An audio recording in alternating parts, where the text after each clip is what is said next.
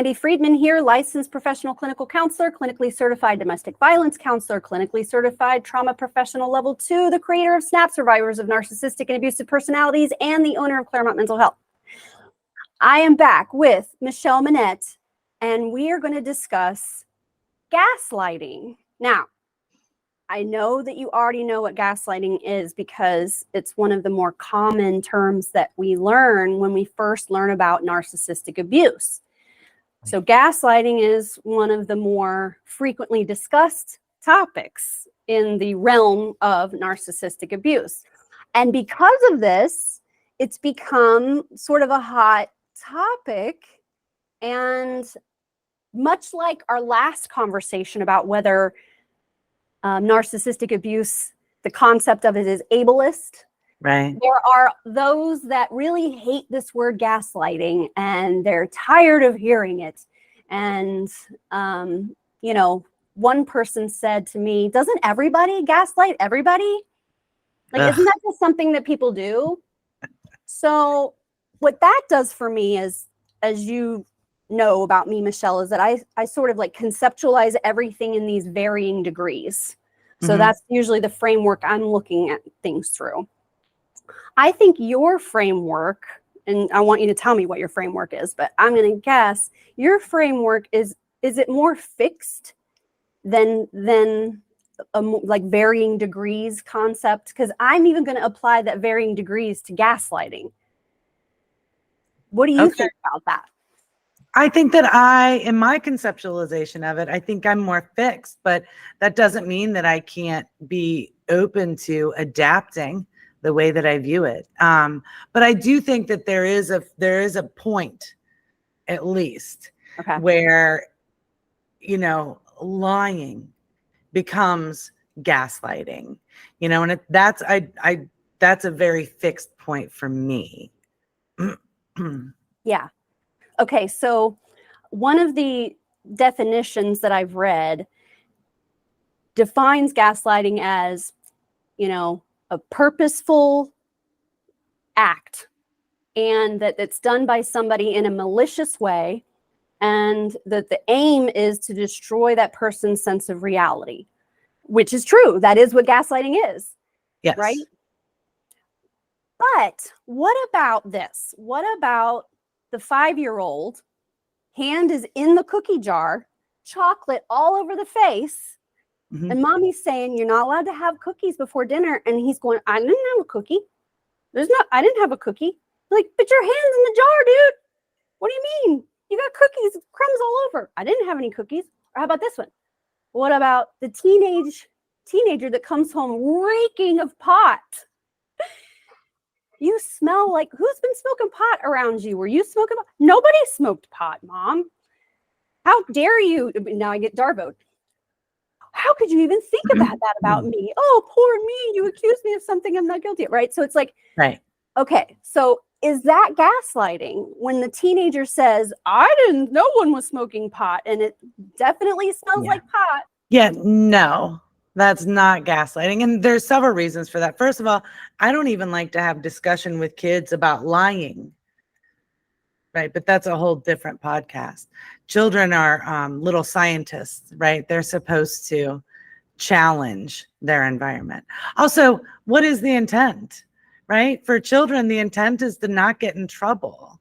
They're not trying to break down somebody else's reality maliciously so that they can continue to get away with what they're doing. Now, somebody could argue that how we handle that as parents when that happens with our children might determine whether or not they engage in the narcissistic, abusive tactic of gaslighting as adults. But no, can I speak freely? Oh, yeah.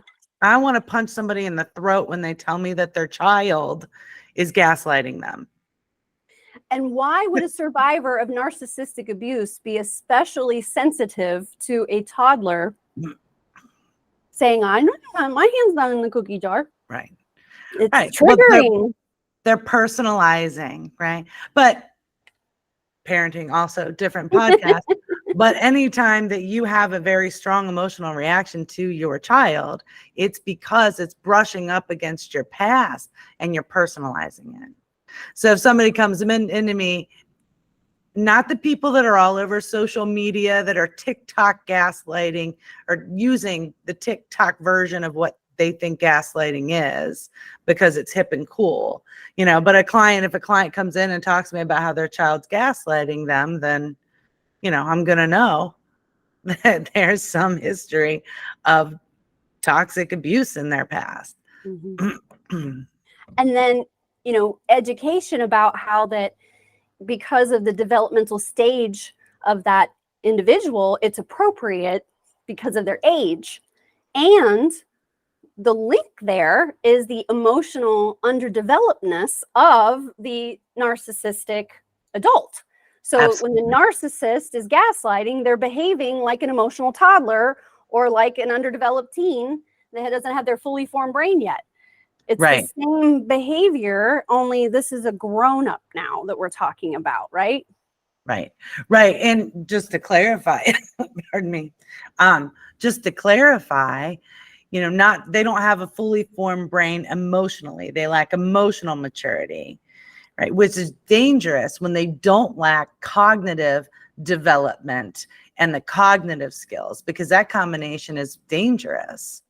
And that's where the emotional immaturity of lying when you're caught red-handed becomes gaslighting because of the malicious intent and full understanding of what you can and cannot do with it in order to exert power over another individual to get them to do and think the things they wouldn't normally do or think if you hadn't gaslighted them, right? If you hadn't engaged in peripheral persuasion techniques, Yeah. So that might be a place where we link up, because what you just said, and I think this is what you just said, correct me if I'm wrong, is that perhaps somebody that used that strategy during those developmental phases and were successful with it might then also be using those strategies as a narcissistic adult. You're absolutely right? Because it takes permissive and neglectful parenting to allow a child to have their hand in the cookie jar, tell you they're not getting a cookie, and you say, okay. It's cute even. Uh, It's so cute when he lies to me like that. Cutie pie. Right. Yeah. I just laugh and say, look at my little scientist.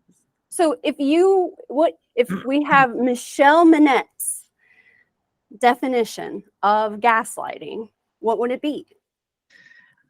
Well, gaslighting is arguably the worst form of emotional abuse that you can exert upon another. It is not simply lying.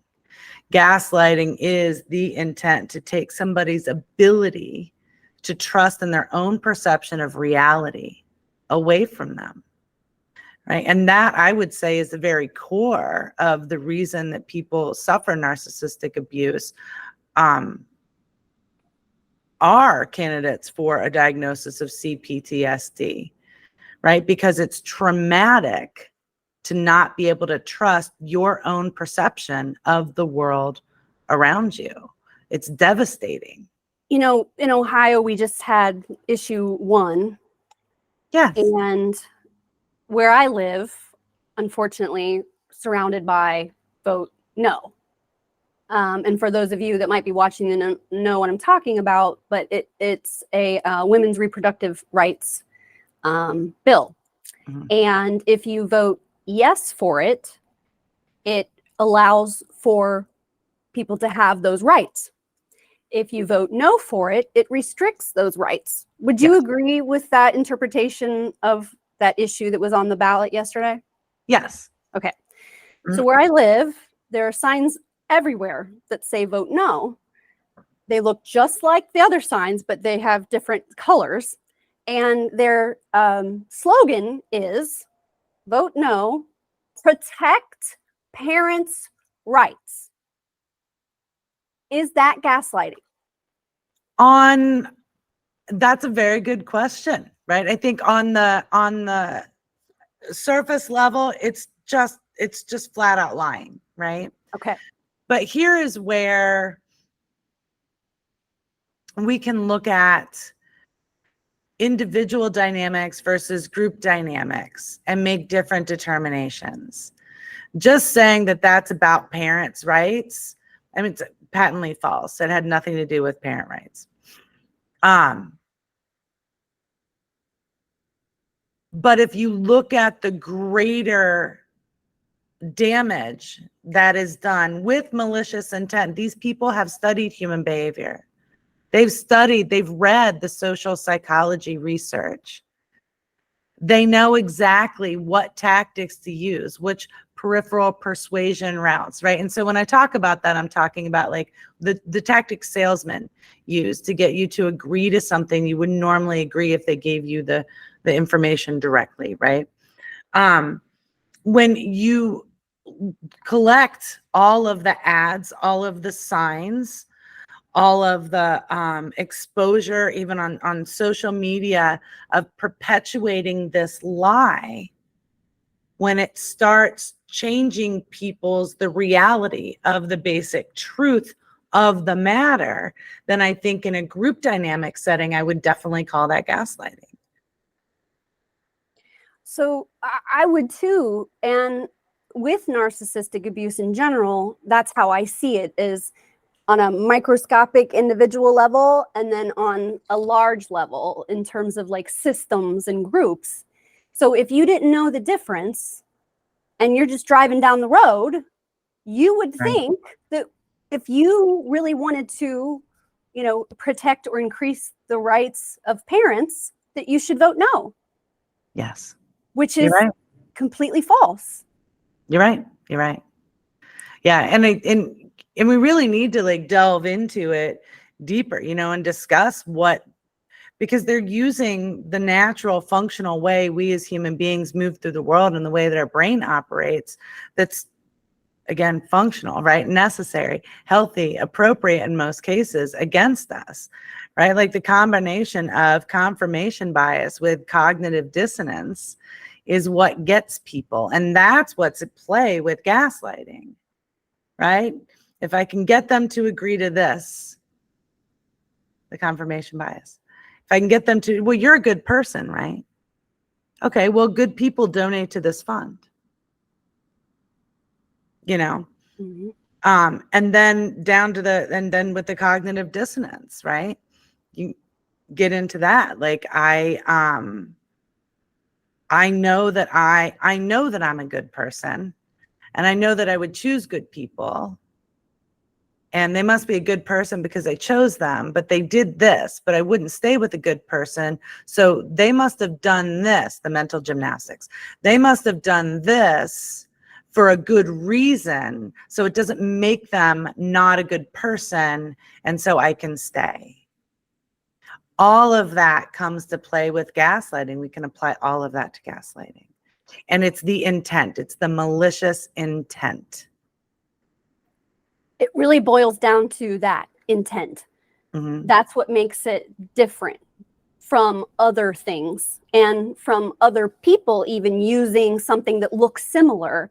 Is what is the intent? And you brought up that for some people, it's just trying to get out of trouble.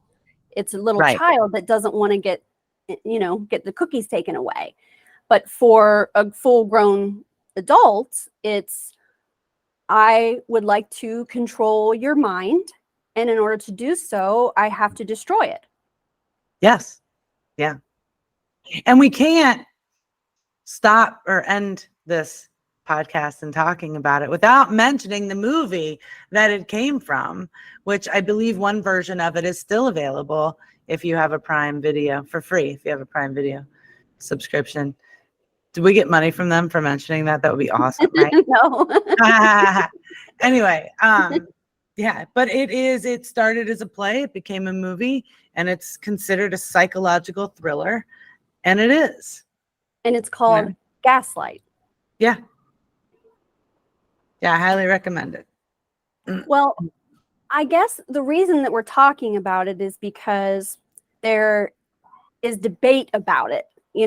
Often there's debate about it from individuals that are just learning and, becoming familiar with it, and they want to have an opinion about it. Or perhaps someone has been accused of gaslighting.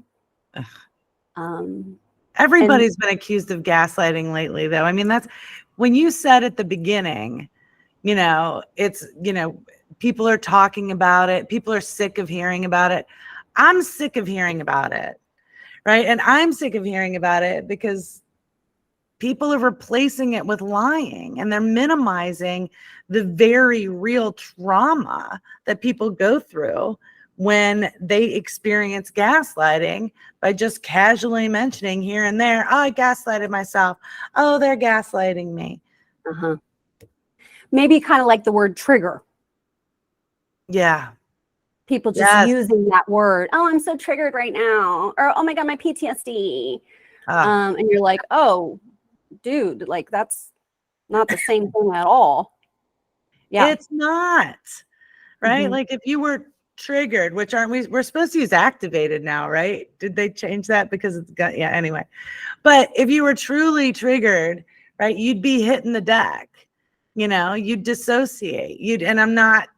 That's not a challenge for the people that are saying they're triggered to go ahead and now do this. But yeah, it's become too common. And maybe that's just the way that language goes, but it is hard to hear if you've been a victim of gaslighting, a victim of, or somebody diagnosed with PTSD. Being triggered is something that is an automatic thing. It's not that you're uncomfortable, like, oh, this is just uncomfortable. Maybe we need, some more descriptive words. But at the same time, doesn't it also make that concept more accessible then?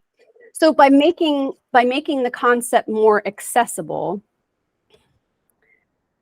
then that makes it something that we can't control anymore. It just becomes like this organic wildfire thing that passes through, whatever the culture that you're in based on your geography, age, gender, so on and so forth.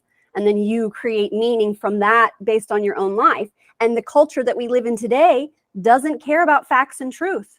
They don't care what experts think. They don't care what the people that have spent their entire lives learning about something, discovering things, researchers, they don't care, because beliefs and things like that, it's reality is up for grabs.